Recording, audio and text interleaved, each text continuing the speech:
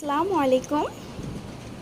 আজ আমি আপনাদেরকে দেখাবো ইলিশ মাছ, কুমড়া এবং বেগুন ভাজি করে কিভাবে পেঁয়াজ মরিচ দিয়ে শুকনা। এটা একদমই ভিজা হবে না, শুকনা একটা ভাজি হবে যেটা খেতে ভীষণই ভালো। তাহলে চলুন এগুলো লবণ এবং হলুদ দিয়ে মাখিয়ে নেই।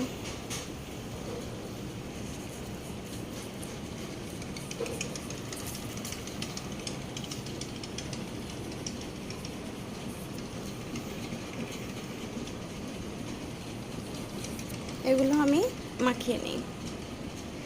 সব কিছুতে লবণ হলুদ মাখিয়ে নিয়েছি। আমি হালকা হলুদ দিয়েছি, বেশি হলুদ দিলে এগুলো পুড়ে যাবে, বেশি ভালো করে ফ্রাই করতে পারবো না। চলুন তাহলে একটি চুলায় আমি প্যান বসিয়ে নিয়েছি এবং এখানে পরিমাণ মতো তেল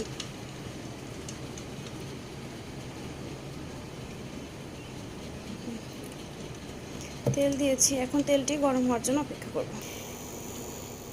তেল গরম হয়ে গেছে, এখন আমি সব কিছু একটু একটু করে বিছিয়ে দেব।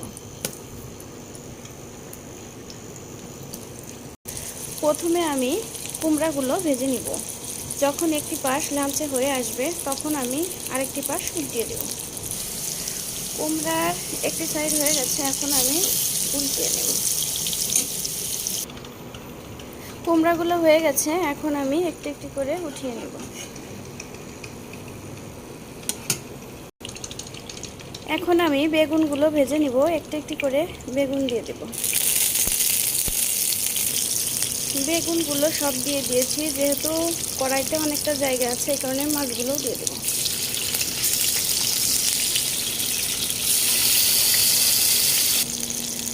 হয়ে গিয়েছে বেগুন এবং ইলিশ মাছ ভাজা, এগুলো আমি উঠিয়ে নেব।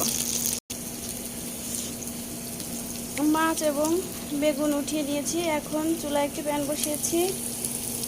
এখানে আমি পেঁয়াজ এবং মরিচ কুচি দিয়ে দেব। এখন নাড়তে থাকবো।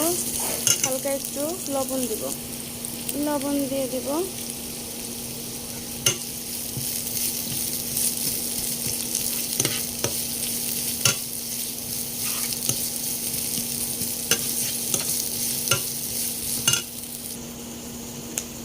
এখন আমি হালকা একটু হলুদ দিয়ে দেব।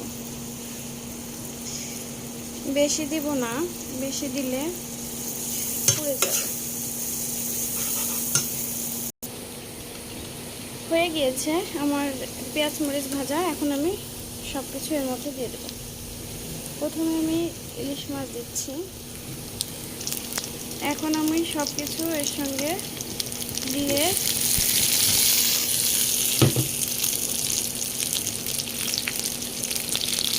1 মিনিটের মতো সব কিছু একসঙ্গে মিলিয়ে নেব। এরপরে আমি এটা নামিয়ে ফেলব। হয়ে গিয়েছে আমার রান্নাটা। আজ এই পর্যন্তই। ভালো থাকবেন সবাই। আল্লাহ হাফেজ।